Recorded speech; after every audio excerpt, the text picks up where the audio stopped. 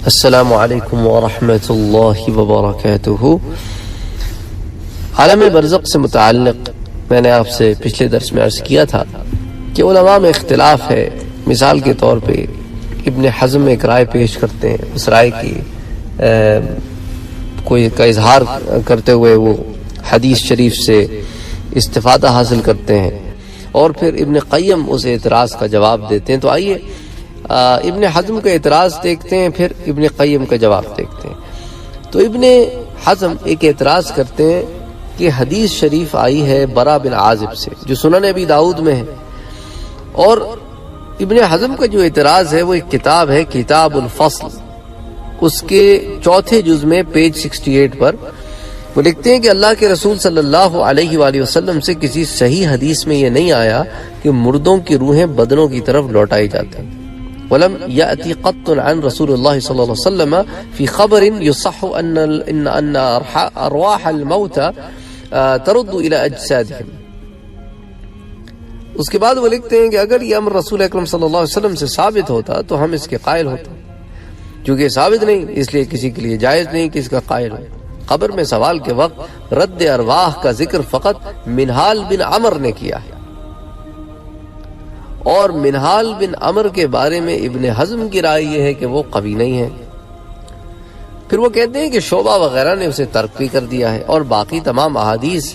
جو ہے اس کے خلاف ہے، اور جو ہم نے کہا یہی صحابہ کرام سے ثابت ہے۔ تو یہ ابن حزم اس رائے کا یوں اظہار کرتے ہیں، بظاہر تو بہت قوی رائے لگتی ہے، اور پھر وہ کہتے ہیں جی راوی پر بھی اشکال ہے، اور وہ راوی جو ہے وہ امام شعبہ جیسے آدمی نے ترک کر دیا ہے، صحابہ کرام بھی اس کے قائل نہیں ہیں جو منہال بن عمر کی روایت ہے۔ تو اب ابن قیم اس کا بڑا مفصل جواب انہوں نے لکھا ہے۔ ابن قیم اس اعتراض کا جواب دیتے ہیں، وہ کہتے ہیں کہ بھائی ابن حزم نے جو کچھ کہا وہ صحیح نہیں ہے، کیونکہ صرف منہال بن عمر نے اسے روایت نہیں کیا، سو اس کا یہ قول ہرزہ سرائی ہے، کیونکہ یہ حدیث درجہ صحیح کی ہے، اس میں کوئی شک نہیں، اور زازان کے علاوہ اسے برا بن عازب سے ایک جماعت نے روایت کیا ہے، جن میں عدی بن ثابت ہیں اور محمد بن عقبہ ہیں اور حضرت مجاہد ہیں۔ چنانچہ حافظ ابو عبداللہ بن مندہ، جن کا انتقال جو اب سے 1000 سال سے بھی زیادہ عرصے پہلے ہوا 395 ہجری میں، انہوں نے کتاب الروح والنفس میں عدی سے بسند متصل، یہ متصل روایت ہے کہ اس میں تسلسل کے ساتھ سند ہے،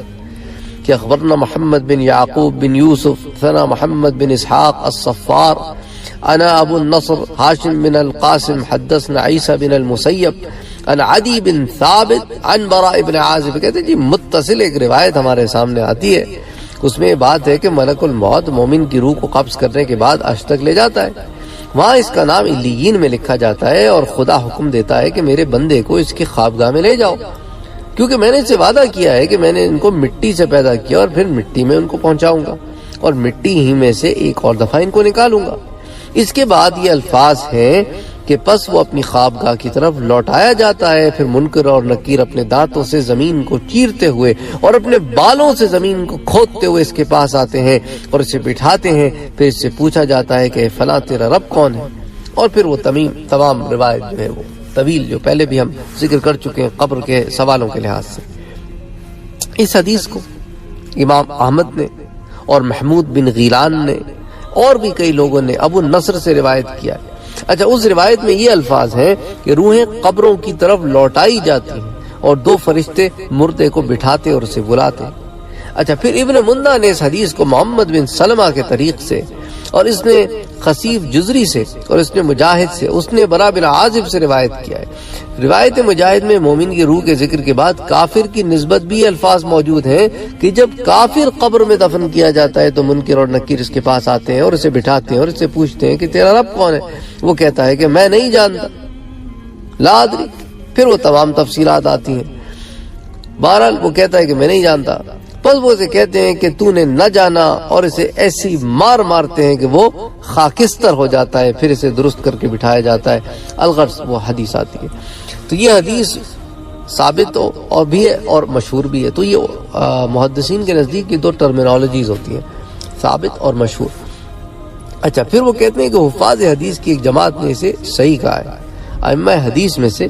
کوئی ایسا معلوم نہیں ہوتا جس نے اس میں تان کیا ہو، بلکہ اسے تو اپنی کتابوں میں انہوں نے نقل بھی کیا اور قبول بھی کیا ہے۔ اور عذاب و نعیم،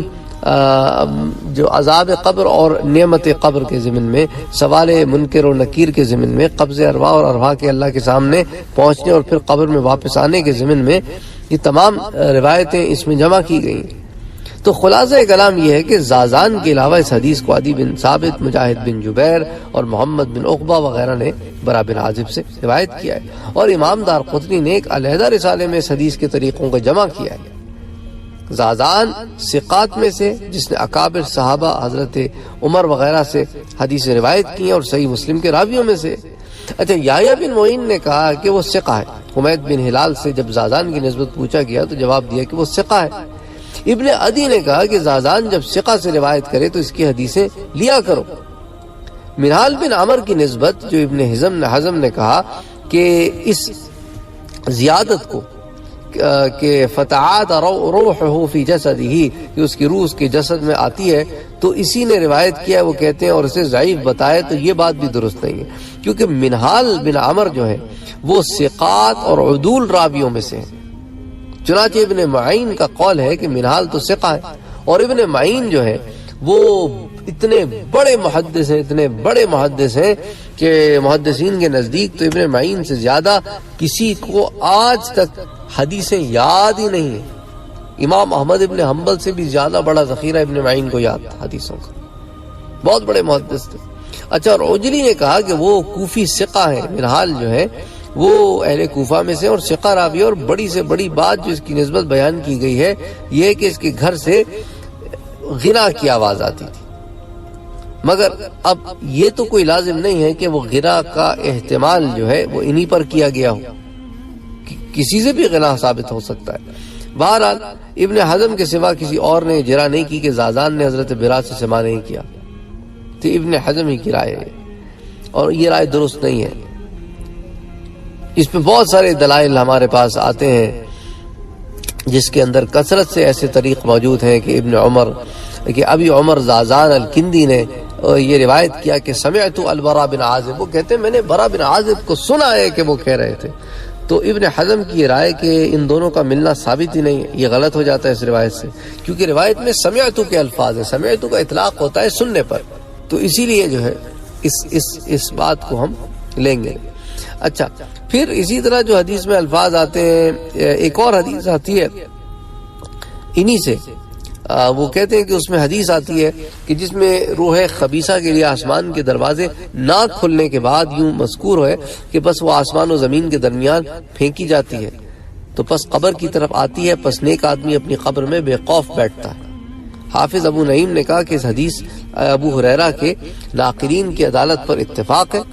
چنانچہ امام بخاری، امام مسلم دونوں ابی ابن ذیب اور محمد بن عمر بن قطع اور سعید بن یسار پر متفق ہیں، یہ دونوں کی شروط پر اترتے ہیں۔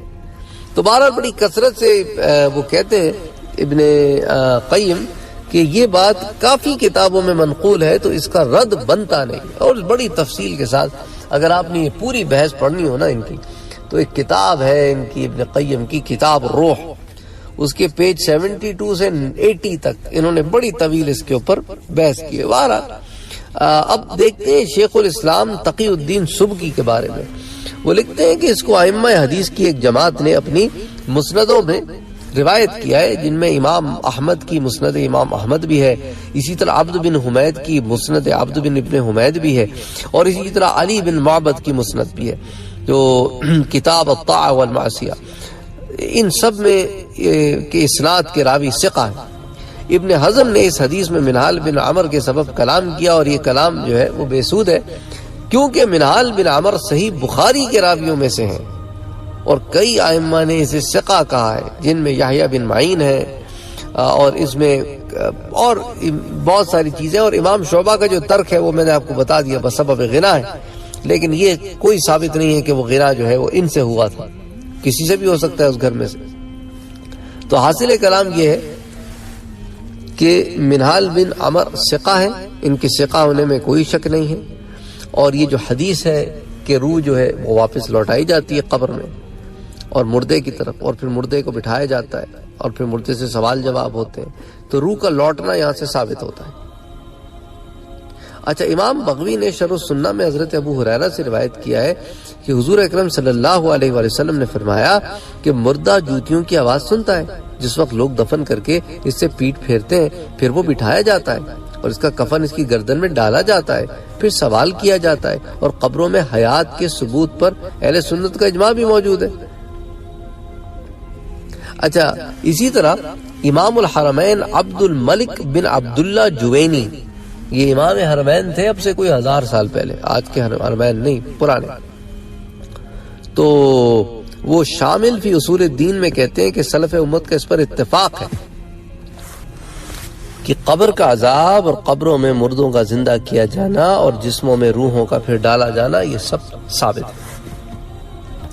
اور اسی طرح اس پہ شفاء السقام میں بھی بڑی طویل بحث آئی ہے۔ بہرحال یہاں پر مقصد یہ تھا کہ چونکہ اگر کوئی ابن حزم کو پڑھتا ہے تو اس نے اعتراض بھی پڑھا ہوگا، تو اگر آپ کسی سے بات کہیں تو وہ یہ اعتراض اٹھا سکتا ہے کہ ابن حزم والا، تو اب اس کا ابن قیم والا جواب بھی موجود ہے جو اہل سنت والجماعت کا موقف ہے۔ وما علینا الا البلاغ۔